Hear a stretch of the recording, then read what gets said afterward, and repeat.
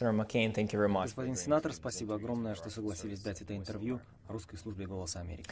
Господин сенатор, несколько дней назад вы вернулись из Вильнюса, где вы приняли участие в парламентском форуме Сообщества демократий. Не могли бы вы объяснить, что это был за политический съезд? Я думаю, что демократия — это новый и сложный процесс, поэтому очень важно, чтобы в подобных мероприятиях участвовали такие страны, как прибалтийские государства, которые уже достигли определенных успехов на этом поприще, а также такие страны, как Беларусь, где демократия отсутствует. Поэтому нельзя переоценить важность такого рода форумов. Да и вдобавок очень приятно находиться в таком красивом городе, как Вильнюс. Выступая с речью в литовской столице, вы затронули много тем. Вы говорили о России, Украине, Молдове, Грузии. Однако одним из краеугольных вопросов в повестке ваших выступлений стала белорусская тема. Вы говорили об эффективности внешнего давления, которое в конечном итоге обеспечило освобождение из тюрьмы двух политзаключенных — Андрея Санникова и Дмитрия Бондаренко. На ваш взгляд, какой вид санкций в отношении белорусского режима является наиболее эффективным сегодня? Я думаю, что сегодня существует целый ряд эффективных санкций, однако я бы выделил те меры, которые наказывают отдельных людей, непосредственно исполняющих репрессивные приказы Лукашенко. Мы с удивлением заметили, что эти люди начинают всерьез нервничать, когда осознают, что больше не могут полететь в Париж и сделать покупки на Шанс-Элизе, расплачиваясь своими нечестно заработанными деньгами. Однако не стоит забывать, что сегодня Лукашенко находится под прямым управлением Владимира Путина. Это реальность. 2 года назад у нас затеплилась надежда, так как наблюдатели на предвыборных кампаниях и правозащитники посылали нам более или менее позитивные сигналы. Однако теперь все вернулось на круги своя. Только теперь, к сожалению, Лукашенко еще подвержен серьезному влиянию со стороны российского президента. Некоторые аналитики утверждают, что освобождение Андрея Санникова и Дмитрия Бондаренко на самом деле лишь помогло режиму Лукашенко избежать новых санкций со стороны ЕС, которые, как вы знаете, должны были обсуждаться европейцами несколькими неделями ранее. Насколько справедлива эта игра для Запада? Лукашенко арестовывает и бросает в тюрьму своих политических оппонентов, а затем, когда ему грозят очередные санкции, он их освобождает. Конечно, это можно интерпретировать как дьявольский сценарий, либо случайность. Мы же рады освобождению любых политических заключенных. Однако мы также помним, что людей в Беларуси бросают в тюрьму постоянно, поскольку форма авторитарного правления Лукашенко за последнее время ничуть не изменилась. Именно поэтому мы так радуемся, когда кого-то выпускают из его страшных тюрем. Однако рассматривать такое поведение как знак серьезных изменений в Беларуси было бы глупо. Некоторые СМИ, а также академические издания называют Александра Лукашенко одним из самых жестоких правителей современности. Какие личностные качества, на ваш взгляд, позволили ему создать такую эффективную авторитарную машину в самом центре Европы?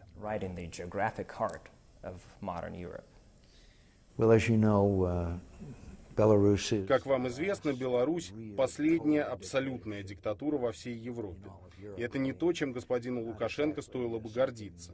Я считаю, что ему удалось создать очень эффективное полицейское государство благодаря финансовой помощи из России, а также некоторым нефтяным и газовым привилегиям, которые помогают ему оставаться у власти даже во времена ужасного состояния экономики его страны.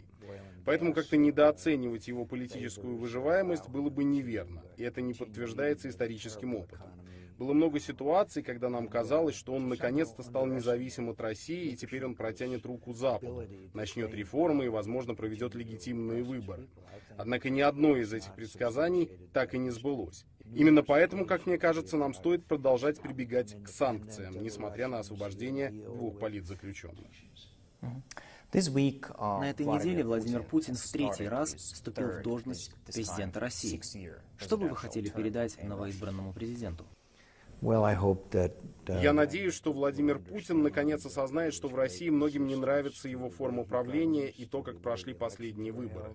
Люди весьма обеспокоены олигархией и коррупцией, которые повсеместны в стране.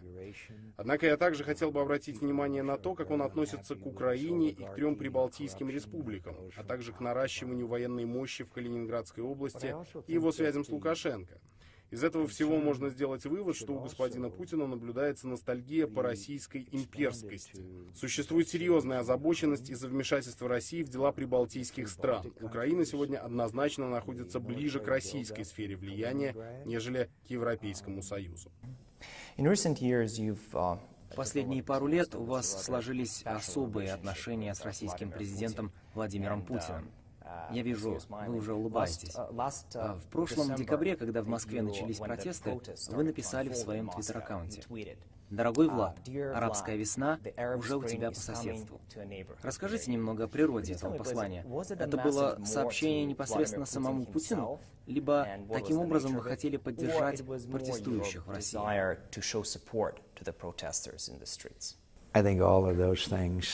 Я думаю, что оба ответа верны. В Твиттере замечательно то, что там можно пошутить. Помню, что после того, как протестные настроения на самом деле приобрели массовость в России, я вновь написал в Твиттере: «Дорогой Влад, арабская весна уже пришла к тебе в гости». Недавно в одном из шоу, в котором он отвечал на вопросы телезрителей, он охарактеризовал меня как человека, который отсидел 2 года в яме, находясь в плену у вьетнамцев, поэтому он сумасшедший. Я ценю его ремарки, однако вынужден уважительно с ним не согласиться. Я бы хотел обратить внимание на 2 большие проблемы в России. Первое — это дело Ходорковского, человека, которого приговорили до конца его дней. Это наделало очень много шума по всему миру. И вторая проблема — дело Магнитского. Он, напомню, был убит в российской тюрьме. Это дело привлекло внимание Конгресса, и теперь у нас есть закон Магнитского, который направлен на то, чтобы наказать тех, кто был непосредственно причастен к его смерти. Этот закон будет привязан к отмене поправки Джексона Венника. Иногда в истории происходят переломные моменты. Мне кажется, что убийство Магнитского стало таким моментом для американской и мировой общественности. Сенатор, вы читаете мои мысли, потому что следующий вопрос будет об акте Магнитского, как он называется в Сенате.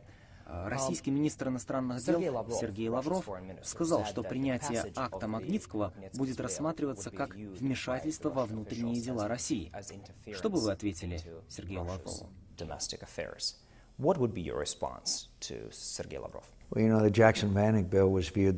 На поправку Джексона Венника смотрели точно так же, когда ее принимали. Но это способствовало тому, что из России выпустили 1,5 миллиона евреев, которые иначе не смогли бы вырваться. Америка защищает права человека. В Америке убеждены, что если мы можем что-то сделать, то должны наказать виновных в нарушении закона. И сегодня мне очень стыдно, что Соединенные Штаты недостаточно делают для того, чтобы помочь сирийцам. Если господин Лавров полагает, что у него, господина Путина и других могут происходить такие вещи, как убийство Магнитского за решеткой, и думает, что Соединенные Штаты и другие страны на это никак не отреагируют, то он оторван от реальности. Была ли успешной политика Обамы по перезагрузке отношений?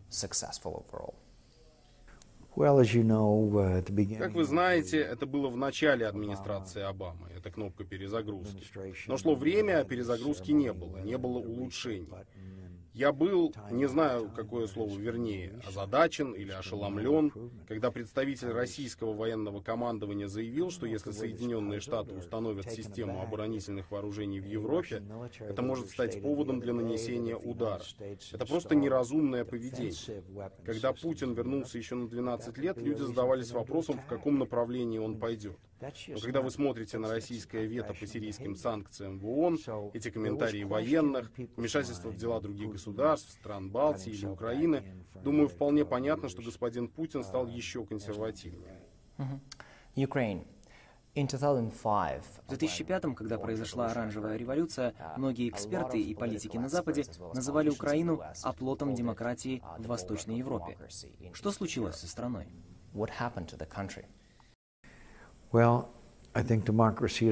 демократией трудно начинать. Во-вторых, было видно, что 2 сильные личности испытывали такую неприязнь друг к другу, что это помешало провести необходимые реформы, которые доверил им украинский народ. Так что через 4-5 лет неспособности выполнить требования революции люди просто вышвырнули их. Это не первый случай в посткоммунистических странах или развивающихся странах. Но это очень-очень печально, что они впустую растрачивали колоссальные возможности. Я был в Украине в то время, это было время огромного энтузиазма, но они позволили личным противоречиям стать важнее преданности своей стране. Что, на ваш взгляд, необходимо для того, чтобы остановить это отступление от демократии в современной Украине? Надеюсь, они научились на своих ошибках. И, кстати, в 90-х были еще страны железного занавеса, которые сначала выбирали новое правительство, потом возвращались к старому. И так было несколько раз. Так что я с осторожным оптимизмом думаю, что украинские демократы снова найдут точку опоры. Но это потребует определенной сплоченности оппозиции, которую они не демонстрировали до сих пор. Кстати, заключение и плохое обращение с Юлией Тимошенко стали серьезным фактором в общественном мнении в Украине. Сенатор Маккейн, спасибо за это интервью русской службе «Голоса Америки». Спасибо за приглашение. Это интересные времена. Это правда.